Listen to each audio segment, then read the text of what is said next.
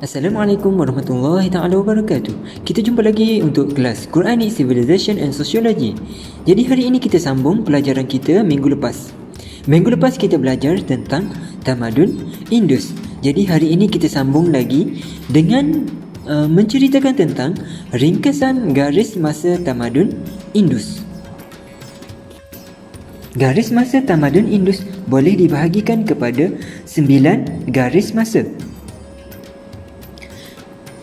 Garis masa yang pertama, sebelum 3000 sebelum Masihi.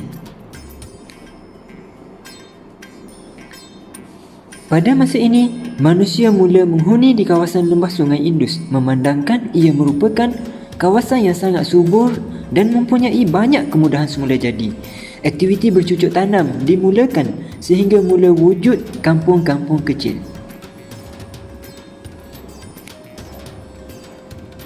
3000 hingga 2600 sebelum Masihi, tamadun lembah Indus.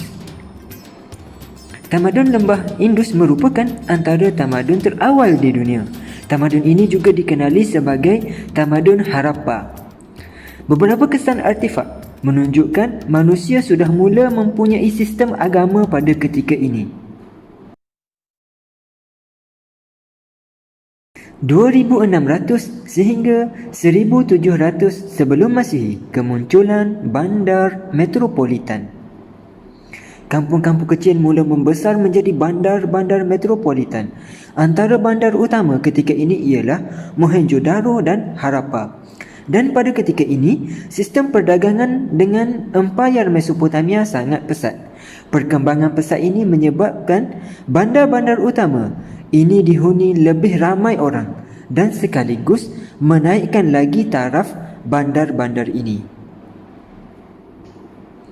1700 sehingga 1500 sebelum Masihi, bermulanya zaman besi di India. Tanpa sebab-sebab yang jelas, rakyat kota Mohenjo-daro dan Harappa mula meninggalkan tempat tinggal mereka. Mereka pergi ke negara-negara jiran dan menetap di situ. Ada sesetengah ahli sejarah berpendapat mereka melarikan diri daripada bencana-bencana alam yang banyak melanda bumi India ketika itu, seperti kemarau, ribut taufan dan gempa bumi. Ketika ini juga, kitab suci Hindu, Rig Veda, dipercayai mula ditulis. 1500 sehingga 500 sebelum Masihi, era Veda awal. Orang-orang Aryan dari utara memasuki kawasan lembah Indus dan mengambil alih pemerintahan di Harappa dan Mohenjo-daro. Pemerintahan baru ini dipanggil era Veda kerana asas pemerintahan dan keagamaan kaum Aryan adalah bergantung penuh kepada Veda, iaitu himpunan manuskrip-manuskrip kerohanian dalam bahasa Sanskrit. Veda ini juga merupakan kitab asas dan rujukan buat agama Hindu dari dahulu sehinggalah ke hari ini. Pada masa ini juga, sistem kasta diperkenalkan. Siddhartha Gautama Buddha dikatakan dilahirkan sekitar tahun 563 sebelum Masihi. 500 sehingga 321 sebelum Masihi, kerajaan Magadha.